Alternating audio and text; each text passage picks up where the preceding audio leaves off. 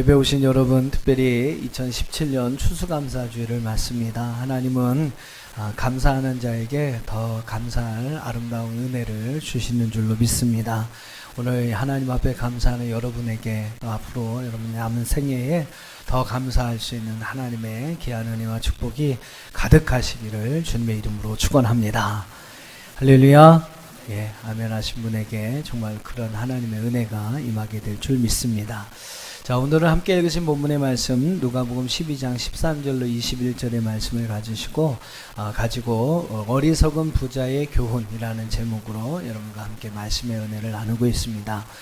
우리가 속회공과를 이렇게 중심으로 해서 제가 본문을 정해서 말씀을 준비해서 전하는데, 오늘 추수감사주일인데 이 속회공과도 알고 있더라고요. 추수감사절이라고 딱 나왔는데, 이 추수감사주일의 본문이 왜 이 본문일까? 제가 일단 본문을 보고선 조금 고민을 많이 했어요. 그래서 이 감사에 대한 본문으로 좀 바꿔서 말씀을 전할까 이렇게 고민을 하다가 이 말씀을 이제 묵상을 해보는 가운데 좀 감사와 또 연관된 또 심오한 진리, 더 나가서 또 우리 인생을 사는 참 심오한 진리가 이 말씀 속에 담겨 있더라고요. 그래서 오늘 이 추수감사 주일이지만 감사에 관한 말씀하고 또 연결되고, 어떻게 보면 또 우리 인생을 감사로 살아갈 수 있는 비밀을 우리에게 말씀하는 귀한 또 이제 말씀이라서 제가 그냥 이 본문을 선택해서 하나님의 말씀을 함께 나누려고 합니다.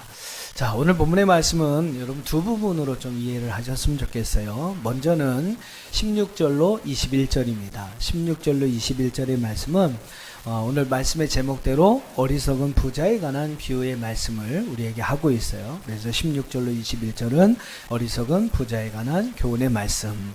또 앞에 나오는 13절부터 15절, 제가 이 말씀을 참 묵상을 하면서 이 말씀의 의미가 뭘까 참 고민을 많이 했습니다. 왜 이런 어리석은 부자에 관한 말씀 앞에 이런 말씀이 있을까? 저는 이 두 말씀이 다른 것이 아닌가 고민도 많이 했었어요. 근데 이렇게 보니까 연결되는 말씀이더라고요. 그래서 13절로 15절은 어떤 말씀이냐면, 예수님께서 이 어리석은 부자에 관한 비유를 말씀하시게 된 동기가 무엇인지를, 그 말씀하시게 된 그 어떠한 배경적인 이야기, 그 동기가 되었던 사건에 대해서 기록하고 있는 것이 바로 13절로 15절까지의 말씀입니다. 자, 먼저 13절로 15절 말씀을 좀 한번 살펴보겠습니다. 자, 13절에서 15절 말씀 속에서 왜 예수님은 이 어리석은 부자에 관한 비유를 말씀하셨는지를, 그 배경을 우리는 알 수 있게 됩니다. 여러분, 많은 사람들에게 다 문제가 있지 않습니까? 여러분 삶을 살아갈 때 보면 각자에게 여러 가지 삶의 인생의 문제들이 있어요. 그리고 그 문제들을 해결하기 위해서 참 부단히 애를 쓰고 수고를 하고 노력을 합니다. 그게 또 인생인 거죠. 하나의 문제를 풀고 나면 또 다른 문제가 나고, 또 그 문제를 가지고 그냥 부단히 노력하고 수고하고 애쓰고, 이게 바로 여러분 인생입니다. 예수님 시대 당시에도 많은 이들이 자신들의 문제가 있었어요. 그리고 그 문제를 여러 가지 방안으로 해결해 보고자 했습니다. 근데 이렇게 해보고 이렇게 해보고 이렇게 해봐도 안 되니까 이제 그 문제를 해결할 수 있는 하나의 마지막 최후의 보루로서 예수님께 그 문제를 가지고 나오게 되는 것이죠. 어떤 사람은 질병의 문제를 가지고, 어떤 사람은 자식의 문제를 가지고, 또 어떤 사람 먹고 사는 문제를 가지고, 여러 가지 많은 그러한 이런저런 문제들을 가지고 예수님 앞에 나옵니다. 오늘 본문의 말씀에도 여러분 보시면 무리 중에 한 사람이 자기의 형과의 어떤 유산에 대한 그 문제를 가지고 예수님 앞에 나와서 그 문제를 해결해 줄 것을 요청하고 있어요. 아마 여러분 이 한 사람은 어떤 사람인지는 모릅니다만 여러 가지 방면으로 자기 형과의 그 유산의 문제들을 해결해 보고자 노력했을 것입니다. 근데 뭐 이런저런 방법으로 다 해봐도 안 되니까 예수님을 이제 찾아오게 된 거예요. 그래서 예수님에게 그 형과의 유산의 문제를 해결해 줄 것을 요청합니다. 자, 13절을 한번 보실까요? 13절 말씀 같이 읽어봅니다. 시작.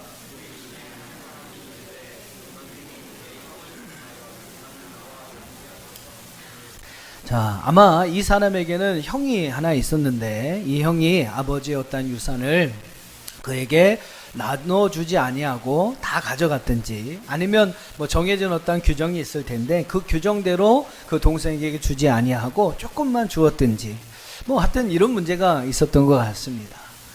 뭐 그것이 아니라면요, 이 동생은 조금 욕심을 가진 것이죠. 그리고 좀 더 많은 유산을 차지하고자 하는 그러한 마음에서 예수님 앞에 나와서 이 문제를 해결해 줄 것을 요청하는 거예요.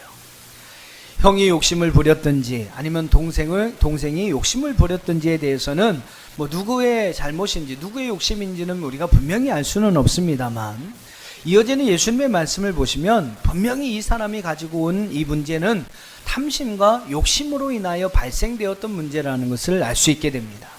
자, 15절을 한번 읽어보시겠습니다. 15절입니다. 시작.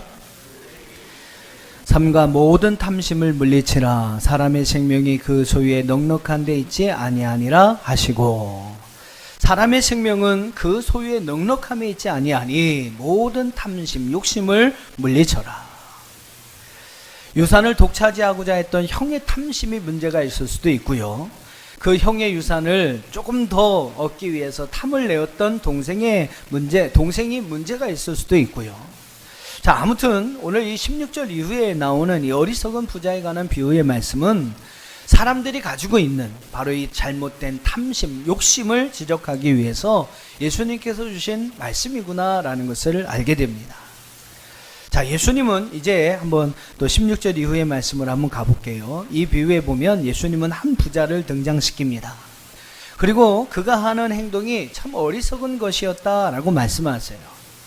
자, 여러분, 이 부자가 어떤 행동을 하였나 한번 보실까요? 16절부터 제가 한번 읽어보겠습니다. 여러분 한번 눈으로 이렇게 읽어보세요. 이 부자가 어떤 행동을 했는가. 또 비유로 그들에게 말하여 이르시되, 한 부자가 그 밭에 소출이 풍성하매 심중에 생각하여 이르되, 내가 곡식 쌓아둘 곳이 없으니 어찌할까 하고, 또 이르되, 내가 이렇게 하리라. 내 곡간을 헐고 더 크게 짓고 내 모든 곡식과 물건을 거기에 쌓아두리라. 또 내가 내 영혼에게 이르되, 영혼아, 여러 해 쓸 물건을 많이 쌓아두었으니 평안히 쉬고 먹고 마시고 즐거워하자 하리라 하되, 자신의 밭에 아주 풍성한 그런 소출을 거두게 됩니다. 그러자 이 부자는요, 그 곡식을 더 많이 쌓아두기 위해서 뭐 이전에 있는 곡간을 헐어부수고 그곳에 더 큰 곡간을 지으려고 합니다. 그리고 뭐 지었습니다. 그리고 그곳에 아주 그 풍성한 소출을, 곡식들을 잔뜩 쌓아놓죠. 그런 후에, 야, 이제 여러 해 쓸 수 있는 물건을 쌓아두었으니까 이제는 평안하다, 이제는 안전하다, 그러니 평안히 먹고 쉬고 마시고 즐거워하자라고 이야기를 합니다. 자, 20절 말씀에 보면 하나님은요, 이 부자가 행한 일에 대해서 분명하게 이렇게 말씀하십니다. 어리석은 자요. 그 부자를 가리켜서 어리석은 자요라고 이야기를 해요. 자, 오늘 예수님의 이 비유에 나오는 이 부자, 하나님은 왜 그 사람을 어리석은 자라고 하신 것일까? 한 세 가지 이유를 제가 묵상을 했고, 그 내용을 좀 함께 나누면서 은혜를 상고하고자 합니다.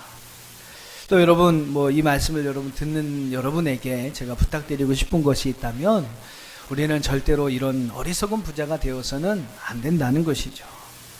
오늘 말씀을 여러분 꼭 여러분의 인생의 중요한 교훈을 삼아서 하나님 앞에 어리석은 자로 우리 인생을 맞추는 것이 아니라, 정말로 하나님 앞에 지혜 있는 자로 여러분의 인생을 맞출 수 있는 저와 여러분이 될 수 있기를 주님의 이름으로 축원합니다. 자, 첫 번째로 이 부자가 왜 어리석은가? 첫 번째 이유는 이 부자는요, 쌓아두어야 풍성해지는 줄 알았다라는 겁니다. 쌓아두어야 풍성해지는 줄 알았다. 소위 뭐 웰빙이라고 합니다. 잘 산다라고 이야기를 하죠. 이 부자는 어떻게 사는 것이 잘 사는 것인지 알았냐면요, 쌓아두어야 잘 사는 것인지 알았어요. 쌓아두어야 풍성해지는 줄 알았습니다. 자, 16절로 18절 말씀을 우리 한번 다시 여러분의 입술로 한번 읽어보겠습니다. 16절로 18절 시작.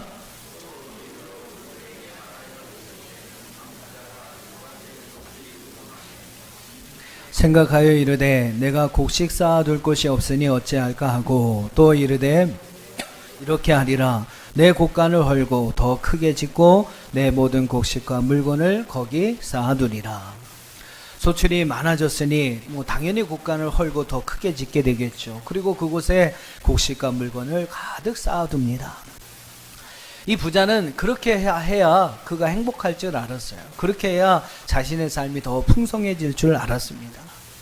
근데 여러분, 하나님은 그 부자의 한 일이 어리석은 짓이었다라고 이야기를 합니다. 왜요? 혹시라도 그 이어진 말씀에 뭐라고 그랬어요? 혹시라도 오늘 밤에 하나님께서 내 영혼을 도로 찾아가신다면 그 준비한 것이 누구의 것이 되겠느냐? 그건 너의 것이 안 된다라는 것이죠. 또 여러분, 사람의 일이 뭐 알 수 없는 거 아닙니까? 오늘 밤에라도 그 곳간에 지어놓고 물건을 잔뜩 쌓아놓은 그 곳간에 불이라도 난다면 여러분, 쌓아둔 것이 어떻게 되는 겁니까? 한순간에 잿더미가 되는 것이죠. 여러분, 쌓아둔다고 더 풍성해지는 것일까요? 쌓아둔다고 여러분 좀 우리가 육적인 필요한 모든 것들을 많이 준비해둔다고 해서 우리가 더 행복해질 수 있느냐라는 겁니다. 근데 여러분, 성경은 아니라고 이야기를 해요. 세계적으로 볼 때에 참 유대인들만큼 이 기부 문화가 발달한 민족도 없을 것입니다. 유대인들에게는 이제 어느 나라에 이제 뭐 해외 여러 나라에 많이 흩어져서 그 유대인들이 살았었는데요. 어느 나라에 가든지 가장 먼저 자기들 공동 기금을 만듭니다. 그러니까 누군가 필요한 사람이 있으니까 그 사람이 쓸 수 있도록 공동 기금을 마련해 놔요. 뭐 이제 그렇게 하고 그 다음에 하는 일이 바로 회당을 세워서 그곳에서 함께 모여서 하나님의 말씀을 가르치고 배우는 역할을 하죠. 이게 여러분 유대인들의 가장 중요한 특징입니다. 공동기금을 만들어서 그것을 필요한 사람에게 공급해 주기 위해서 자기의 것을 나누는 거예요. 뭐 때로는 자신이 또 필요할 때가 있으면 그걸 또 도움을 받아야 하기 때문에 그렇게 자기의 것을 내어놓는 겁니다. 그래서 공동기금을 만들어 놓는 일을 해요. 유대인의 탈무드에 보면요, 최소 이 공동기금을 모으고 이 하는 기부를 하게 되는 아주 구체적인 방법까지 제시가 되어 있습니다. 그래서 최소한 이 기금에 관련된 사람을 만들 때는 최소한 2명의 모금 담당관, 이 펀드레이저라고 하는데, 이 펀드레이저 2명 이상의 펀드레이저를 세워놓고 3명 이상의 기금 관리를 할 수 있는 담당자들을 세워야 한다. 그리고 이 펀드레이저는 어떤 사람이 되어야 한다라는 것까지 명시가 되어 있다고 합니다. 그러니까 모금하는 것도 중요하고 이 모금하는 것을 어떻게 투명하게 철저하게 잘 관리해서 사용할 수 있느냐도 그들에게는 중요한 문제가 되었던 것이죠. 탈무드에 보면 기부금을 모으는 이 펀드레이저야말로 영원한 별과 같은 존재다라는 그런 표현이 나온다고 합니다. 그는 영원히 별과 같은 존재다. 그러니까 많은 사람들이 이 펀드레이저를 믿고 신뢰하니까 그에게 돈을 맡기는 거예요. 그러니까 그런 사람이 아니면 절대 이 펀드레이저가 될 수 없다고 합니다. 돈을 많이 내는 기부자보다도 더 훌륭한 사람이라고 가르치고 있는 것이 바로 이 펀드레이저라고 하는 사람이에요. 그래서 유대인들 사회에서는요, 이 펀드레이저의 위상이 참으로 대단하다고 합니다. 뭐 얼마나 많은 돈을 기부했다 할지라도 그 사람에 대해서 펀드레이저가 인정을 하지 않으면 안 되는 거예요. 그러니까 유대인들 사회에서의 최고의 영광은 무엇이냐면 그 펀드레이저가 자기의 집에 와서 같이 자기의 집을 방문해 주는 것을 정말로 그들의 큰 자랑거리로 여기는 그러한 상황도 있다고 합니다. 그러니까 그러한 기부 문화와 그 기부를 잘 관리하는 체제가 잘 되어 있는 것이 바로 유대민족인 것이죠. 외국에 가서 비슷한 재능을 가진 학생들이 공부를 합니다. 뭐 예를 들어서 우리나라 학생이 한 5명이 공부를 하고 또 같은 어떤 상황에서 이 유태인 학생 5명이 공부를 한다. 여러분, 어느 쪽이 더 성공할 가능성이 높다고 생각하십니까? 참고로 말씀드리면 이 유태인보다 우리나라가 IQ가 훨씬 더 높아요. 누가 성공을 할까요? 5명의 한국 유학생이 성공할 것 같아요. 유태인의 유학생들의 성공, 어느 부류의 사람이 더 많이 성공을 할 수 있을까요? 정답은요, 유대인들입니다. 왜냐하면 이 한국 유학생들이 머리는 훨씬 좋습니다. 노력도 얼마나 잠 안 자고 얼마나 열심히 노력하는지 몰라요. 하지만 여러분, 학생 때 그렇잖아요. 주머니가 늘 좀 어렵지 않습니까? 그래서 한국 유학생들은 이제 공부하러 갔다가 5명 중에 최소한 2-3명은요, 돈이 떨어집니다. 물질의 문제가 생깁니다. 그래서 돈을 구하고자 해도 어디서 돈을 구할 수가 없는 거죠. 그러다 보면 이제 시간을 쪼개서 일을 해야 하고, 그러다 보면 공부에 소홀함이 있게 되고 지장이 생기고, 그러다 뭐 경제적인 어려움이 더 중하게 되면 학업을 중단하는 그러한 경우들이 많이 있다라는 겁니다. 반면 여러분, 유태인 학생들은 어떠냐면요, 그들을 위해서, 뭐 그들뿐만 아니라 또 다른 어려움을 가지고 있는 사람들을 위한 이 공동기금이 잘 마련이 되고 준비가 되어 있습니다. 그래서 유학생이 정말로 공부하고 싶은 마음, 의지만 분명하다면 돈 걱정 없이 공부할 수 있는 모든 여건들이 조성이 되어 있는 것이죠. 그러니까 기본문화가 워낙 발달이 되어 있다 보니까 뭐 유대인들에게는 돈이 없어서 공부 못한다, 이거는 있을 수 없는 일이라고 합니다. 유대인들에게 여러분 이렇게 기본문화가 잘 발달되어 있는 있을 수밖에 없는 자연적인 이유가 있어요. 유대인들에게 이러한 기본문화가 잘 형성될 수밖에 없는 자연적인 이유가 있습니다. 제가 뭐 여러분 자주 말씀드리는 이야기입니다만 한 번 더 강조해서 말씀을 드리면요, 그들이 사는 이스라엘에는 큰 두 개의 강이 있어요. 하나는 북쪽에 가시면 갈릴리 호수라는 곳이 있고요, 또 하나는 남쪽에 이렇게 쭉 내려오다 보면 그 갈릴리 호수를 따라서 요단강을 따라 쭉 내려오다 보면 그 요단강 끝에 바로 사해가 있습니다. 워낙 뭐 큰 강이라서 바다라고 이렇게 부르는데요, 이 유대인들은 이 두 강을 늘 보면서 성장하는 거죠. 자라나는 것입니다. 갈릴리 호수는 그 위에 헬몬산에서부터 흘러나오는 물을 받아서 그것을 늘 요단강을 통해서 아래로 흘려보냅니다. 이 갈릴리 호수예요. 그러니까 계속 여러분 흘려보내다 보니까 그 물이 맑고 깨끗합니다. 뭐 물고기들이 많이 있어요. 어족이 풍부합니다. 그래서 뭐 대부분 사람들, 이스라엘 백성들이 먹는 물고기들의 거의 대부분이 바로 이 갈릴리 호수에서 나오게 되는 것이죠. 그만큼 여러분 풍성한 곳이 바로 이 갈릴리 호수입니다. 하지만 이 남부 지역에 있는 사해는요, 말 그대로 사해바다, 즉 죽은 바다입니다. 뭐 생명체가 살 수 없는, 뭐 너무나 염분기가 많아서요, 뭐 요즘은 이제 그래도 관광용으로라도 잘 활용이 되고 있습니다만 생명체가 살아갈 수 없는 죽은 바다가 되어버렸습니다. 왜 여러분 갈릴리 호수와 이 사해바다가 이런 두드러진 차이가 나타나느냐라는 거예요. 그것은 간단합니다. 갈릴리 호수는요, 늘 요단강으로 물을 흘려보내는 거예요. 나누고 베풀고 흘려보내고. 그러니 여러분 이것이 더 풍성해지는 겁니다. 그런데 사해는 지형적인 영향이 있어요. 이 사해바다가 가장 이스라엘에서 지면이 가장 낮은 곳입니다. 뭐 해발 0도 안 되고 막 밑으로 나와서 거의 뭐 800, 900 뭐 이렇게 가까운 그 지형적인 어떤 영향을 가지고 있어요. 그러니까 물을 흘려보낼 데가 없는 거예요. 가장 낮은 지대이기 때문에 물을 흘려보낼 만한 곳이 없습니다. 그러니까 물이 그냥 쌓아지기만 하는 것이죠. 여러분 그러다 보니까 바다가 죽은 바다가 되더라는 거예요. 유대인들은 이 사실을 자신들의 눈으로, 삶으로 경험하면서 자라가게 됩니다. 그러면서 배우는 거예요. 자꾸 나눠주고 흘러보내야 내가 더 풍족해질 수 있는 것이구나. 자꾸 쌓아둔다고 쌓아두는 거, 그것은 바로 스스로 자신을 죽이는 것이구나.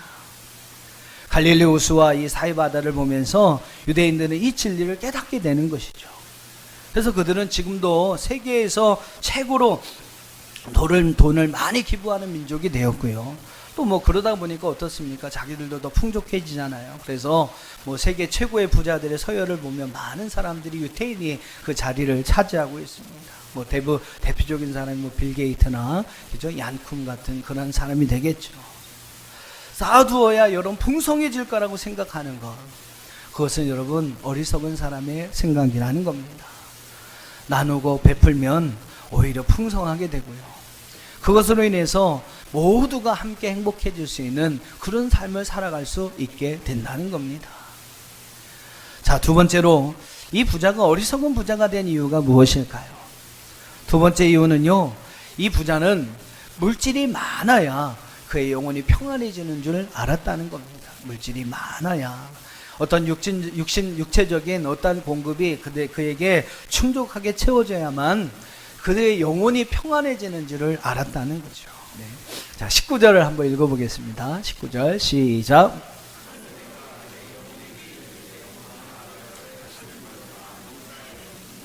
평안히 쉬고 먹고 마시고 즐거워하자 하니라. 네. 자, 늘 제가 말씀을 드립니다만 하나님께서 창조하신 창조물 중에 오직 인간만이 영을 가진 존재입니다. 창세기 2장 7절에 보면 하나님께서 흙으로 사람을 지으시고 생기를 그 코에 넣어주셨다라고 이야기를 해요. 그래서 사람이 생영, 즉 살아있는 영적인 존재가 되었다라고 이야기를 합니다. 그러니까 여러분, 오직 사람만이 영을 가진 존재이고 바로 그 영으로 하나님과 교제할 수 있는 삶을 살아갈 수 있는 것입니다. 그러니까 여러분, 정말 인간다운 삶은 뭐예요? 영으로 하나님과 교제하는 삶을 살아가는, 그것이 여러분 정말로 인간다운 삶의 모습이라는 겁니다. 우리 인간이 여러분 가장 행복한 삶, 가장 평안한 삶을 살기 위해서는 육적인 공급도 물론 필요합니다. 여러분의 피로를 채울 수 있는 공급도 분명히 필요해요. 그러나 여러분, 진정한 행복, 진정한 평안을 위해서 무엇보다 우리에게 필요한 것은 바로 영적인 공급입니다. 즉 하나님과의 영적인 여러분 교제들이 잘 이루어질 때에 우리는 진정한 평안과 행복을 맛보는 삶을 살아가게 된다는 것입니다. 할렐루야. 사랑하는 성도 여러분, 꼭 기억하셨으면 좋겠어요. 우리에게는 육적인 공급보다 더 중요하고 필요한 것이 있는데 그것은 바로 영적인 공급이라는 사실입니다. 하나님과의 여러분 영적인 관계가 올바로 형성되지 못한다면 우리는요, 그 어떠한 방법으로도 평안함과 기쁨을 누릴 수가 없다는 거죠. 여러분, 재벌 2세 3세들이 막 자살해서 죽는 걸 보십시오. 그들이 여러분 뭐가 부족해서 자살을 해서 죽겠습니까? 우리 인간에게는요, 물질로서 육체적인 어떠한 공급으로서 채울 수 없는 그 무엇인가가 있다라는 거예요.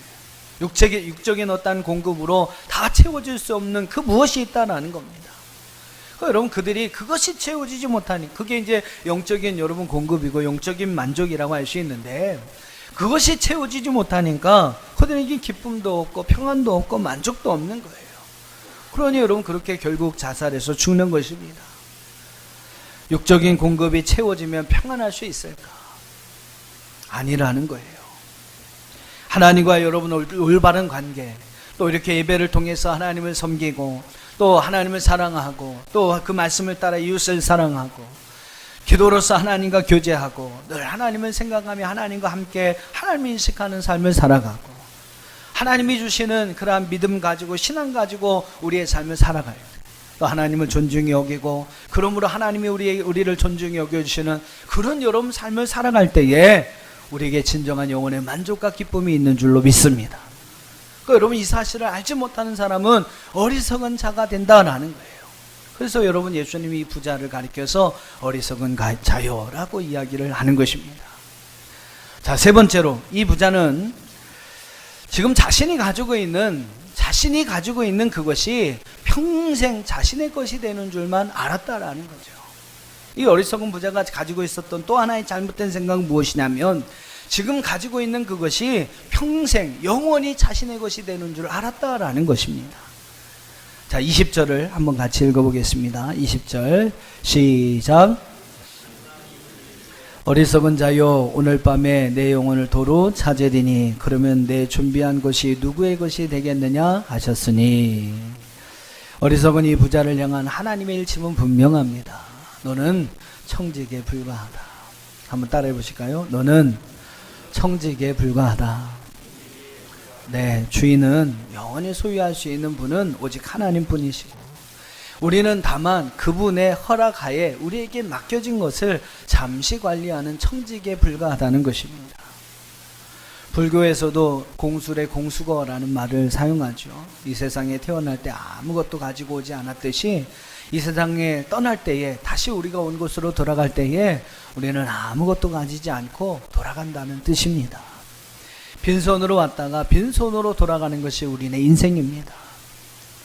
인생에서 여러분, 내 것은 아무것도 없음을 알아야 합니다. 내 거는 아무것도 없어요. 다만 하나님의 것인데 그 하나님의 것을 하나님의 허락하에 잠시 관리할 수 있도록 허락받은 청지기가 바로 우리라는 것입니다. 지금 내가 누리고 있는 것들을 여러분 내 것이라 생각하면 안 된다는 거예요. 내 것이 아니라 하나님의 것인데 하나님께서 관리하라고 잠시 필요하여서 나에게 맡겨주신 것입니다. 하나님이 주인이시고 나는 그 주인의 허락하에 그분의 것을 잠시 맡아서 관리하는 청직에 불과합니다. 여러분, 우리에게는 이런 믿음의 고백이 있어야 할 줄로 믿습니다. 내 것이 아니고 주님의 것이기에 우리는 내게 허락하여 주신 것을 가지고 내 뜻을 위해서, 나를 위해서 사용해서는 안 되는 거예요. 내 뜻대로가 아니라, 나를 위해서가 아니라 주님을 위해서, 주님이 뜻대로, 주님이 원하시고 기뻐하시는 일에 우리는 사용해야 할 줄로 믿습니다. 이게 여러분 지혜로운 사람의 모습이라는 것이죠. 내 것이 아니고 주님의 것이니까 나를 위해서 사용하신 것이 아니라 주님을 위해서 사용하라는 것입니다. 자, 21절을 한번 읽어보겠습니다. 21절 시작. 자기를 위하여 재물을 쌓아두고 하나님께 대하여 부여하지 못한 자가 이와 같으니라. 이 부자가 왜 어리석었습니까? 하나님께서 맡겨주신 것을 나를 위하여, 자기를 위하여 쌓아둔 것이죠. 그것은 자신의 것이 아니라 엄연히 하나님의 것인데, 그러면 그것을 자기를 위해서가 아니라 하나님을 위해서 사용해야 하는데, 하나님이 원하시는 곳에 그것을 들여서 그것에 하나님이 원하시는 하나님의 뜻이 이루어지게 해야 하는데, 여러분, 그것이 비록 우리의 목숨이라 할지라도요, 사람이 여러분 언제까지 사는 거 아니지 않습니까? 언젠간 여러분 죽는 거 죽는 거잖아요. 목숨도 여러분 영원히 내 것이 아닙니다. 그래서 여러분 그 목숨까지도 언제든지 하나님이 원하시는 일이 있다면 하나님이 원하시는 곳에 기쁨으로 드려줄 수 있어야 하는데, 이 부자는요, 그것을 자기를 위하여 쌓아두려고만 했다라는 겁니다. 그것이 여러분 이 부자가 어리석게 된 이유라는 것이죠. 혹시 이 어리석은 부자처럼 자기를 위하여 여러분 쌓아두고 계신 것이 있지는 않습니까? 소망하기는 이제는 그 모든 것이 하나님을 위하여 드려질 수 있는 것이 될 수 있기를 주님의 이름으로 축원합니다. 우리는 부자가 되어야 합니다. 우리는 부자가 되어야 돼요. 근데 부자가 되는 이유도 여러분 분명해요. 여러분을 위해서 그냥 내가 마음껏 잘 먹고 잘 쓰고 잘 살기 위해서 부자가 되는 것이 아니에요. 부자가 되어서 하나님을 위해 마음껏 쓰기 위해서 우리는 부자가 되는 겁니다.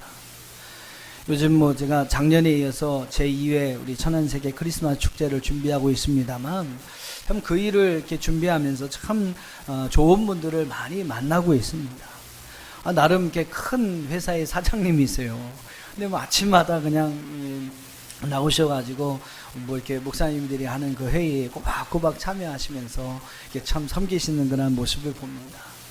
축제가 이제 시의 보조금을 받아서 진행을 합니다만, 거의 60% 이상은 이제 교회나 기업체들의 후원을 받아서 진행을 해야 되는데, 그냥 몇천만 원 이렇게 다 후원하시는 거예요. 그분이 돈이 많아서 그러는 게 아니에요. 제법 큰 기업의 사장님들이 그냥 몸으로, 물질로 이렇게 기꺼이 기쁨으로 헌신을 합니다. 그러면서 자기의 이름 하나로 드러내지 않으세요. 서운하실 것도 같아요. 자기가 몇천만 원을 후원을 했는데 여러분 그 종이에 자기 이름자리도 들어가야 좀 그렇지 않습니까? 근데 그런 거 하시지 말라는 거예요. 쑥스러웠다고, 안 된다고. 어쨌든 하나님이 주신 것을 하나님의 일을 위해 사용하시는데 내 이름을 드러낼 게 무엇이 있느냐, 절대 싫지 말라는 겁니다. 싫지 말라는 거. 그냥 이렇게 하나님 앞에 물질로라도 헌신하고 후원할 수 있는 게 그게 감사하다고 그렇게 이야기를 하세요. 처음엔 그냥 입 바른 소리인지 알았어요. 근데 진짜 그분을 이렇게 경험해 보니까, 야, 정말로 그런 좋은 분이구나. 예, 그런 분은 부자가 되셔도 됩니다. 그럴 만한 분은 정말로 큰 부자가 되셔도 아무 문제가 없어요.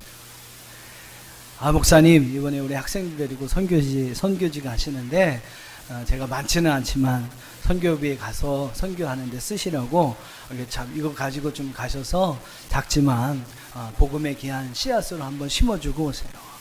다 봉투를 만들어 주시는 거예요. 멋지잖아요, 그죠? 목사님 요새 교회 학교를 위해서 많이 이렇게 힘쓰시고 애쓰시는 것 같은데, 제가 부족하지만 아이들 이렇게 선물이라도 사줄 수 있게 사용해 주세요. 다 봉투 만들어서 전해주시면.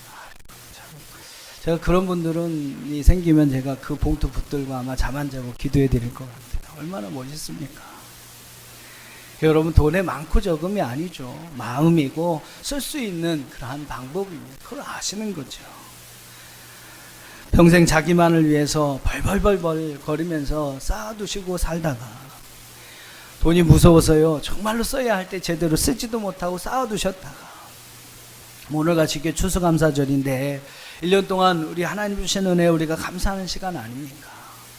그러면 좀 한 번 정도 크게 좀 인심을 쓰시면 하나님 얼마나 또 기뻐하시겠어요. 하나님께 다른 때보다 조금 더 풍성하게, 좀 더 여러분 좀 이렇게 풍족하게 기쁨으로 드릴 수 있다면 얼마나 좋겠습니까? 그냥 몇 푼 드리는 거 그냥 아까워서 벌벌벌 떠시는 거죠. 혹시라도 5,000원짜리 5만원짜리 혹시 5,000원짜리로 생각하고 드려진 게 아닌가 다시 한번 보시고 자기를 위해서는 조그만한 뭐 이제 핸드백 하나도 막 몇십만원 몇백만원 드리고 아낌없이 구입하시면서, 그렇잖아요, 그죠? 1년을 결산한다고 하는데 하나님 앞에 감사를 드리는데 우리는 너무 하나님 앞에 궁핍한 자가 되고 있지 않는가라는 겁니다. 21절의 말씀과 같이 하나님께 대하여 부유하지 못한 자, 자기에게는 늘 풍족하고 부유하지만 하나님께 대하여는 부유하지 못한 자, 여러분 이것이 바로 우리의 모습이라는 것이죠.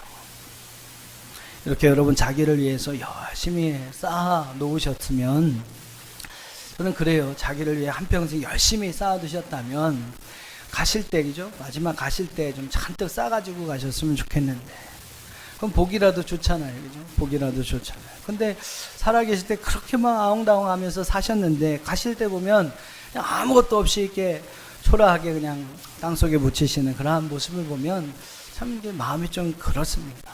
이러시려고 사셨을까? 이러시려고 그냥 안 쓰고 뭐가 주셨을까?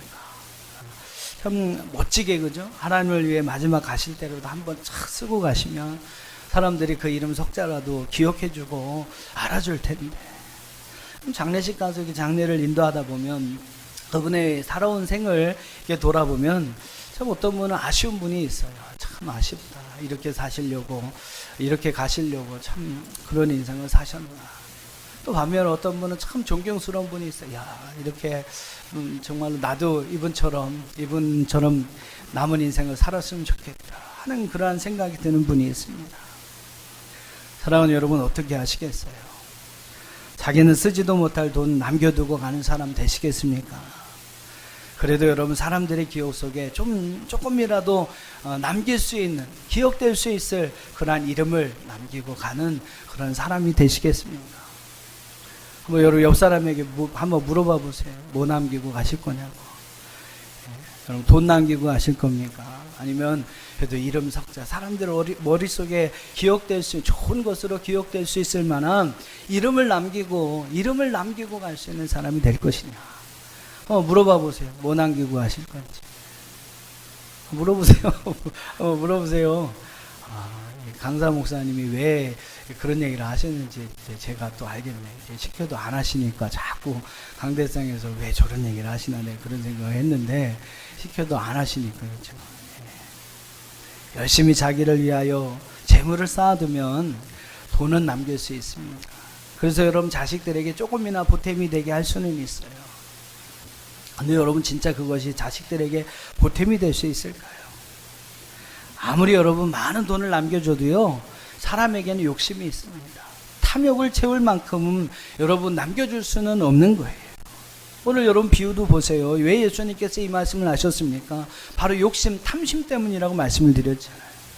아버지의 여러분 유산 때문에 지금 큰 아들하고 이 작은 아들이 싸움이 난 겁니다. 작은 아들이 억울하니까 막 예수님께 달려와서요, 당신이라면 이 문제 해결할 수 있을 뿐이니까 내가 찾아왔다고 우리 형제들의 유산의 문제를 해결해 달라고 예수님께 부탁하는 거예요. 그 여러분 오늘 본문의 배경입니다. 그 문제는요, 예수님이라도 여러분 해결할 수 없는 문제였어요. 왜요? 바로 인간의 탐심, 욕심의 문제였기 때문입니다. 그래서 예수님이 뭐라고 말씀하십니까? 야, 이 사람아, 누가 너희를 위한 재판장이나 물건을 나눠주러 자는 자로 세웠느냐라고 예수님 말씀하시는 거죠. 사랑하는 성도 여러분, 돈을 남기고 가시면 여러분 이렇게 싸움 날 수도 있는 겁니다. 성경이 여러분 우리에게 그걸 지적해 주는 거죠. 꼭 그런 것만은 아니겠습니다만, 그래서 여러분 지혜로운 부모는요, 돈보다 물질보다 더 중요한 것을 자녀들에게 남겨줄 수 있어야 합니다. 그 중요한 것은 뭐 믿음과 신앙이 될 수도 있고, 뭐 정직과 성실이 될 수도 있고요, 부모로서 가장 좋은 본이 될 수 있는 거겠죠. 하나님의 말씀일 수도 있습니다. 근데 여러분, 제 생각은 그래요. 그 중에서 제일이 무엇이냐? 바로 저는 정말로 자녀들이 존경할 만한 이름을 남겨주신다면, 그것처럼 여러분 자녀들에게 소중한 것을 남겨주는 것은 없지 않을까? 존경받을 만한 아버지, 그죠? 존경받을 만한 어머니, 사람들의 마음속에 정말로 좋은 사람으로 영원히 기억될 수 있는 그런 여러분의 이름 석자를 남겨주는 것. 또 여러분의 자녀들에게, 많은 사람들에게 오래도록 기억될 수 있는 좋은 이름을 남겨주시는 것. 여러분, 그것을 남겨주는 것이 또 지혜로운 부모의 모습이 아니겠습니까? 저는 우리 남천행교 모든 성도들이 물질보다는 좋은 이름을 남겨줄 수 있는 지혜로운 부모가 되기를 축복합니다. 아무개, 그 이름만 생각해도 좋은 생각이 떠오르고요, 존경하는 마음이 생기고 사랑하는 마음이 생기고, 그 이름만 들어도 늘 마음에 감동이 되고 좋은 본보기가 될 수 있는 그런 사람들이 될 수 있기를 주의 이름으로 축원합니다. 호랑이는 죽어 가죽이라도 남긴대요. 우리는 죽어서 여러분 이름 석자라도 남겨야 하지 않습니까? 영원히 하나님 앞에 기억될 만한 아름다운 이름, 사람들의 마음속에 영원한 그런 아름다운 모습으로 기억될 수 있는 그런 이름을 남길 수 있는 삶, 그런 삶을 살아갈 수 있는 저와 여러분들이 될 수 있기를 주의 이름으로 축원합니다.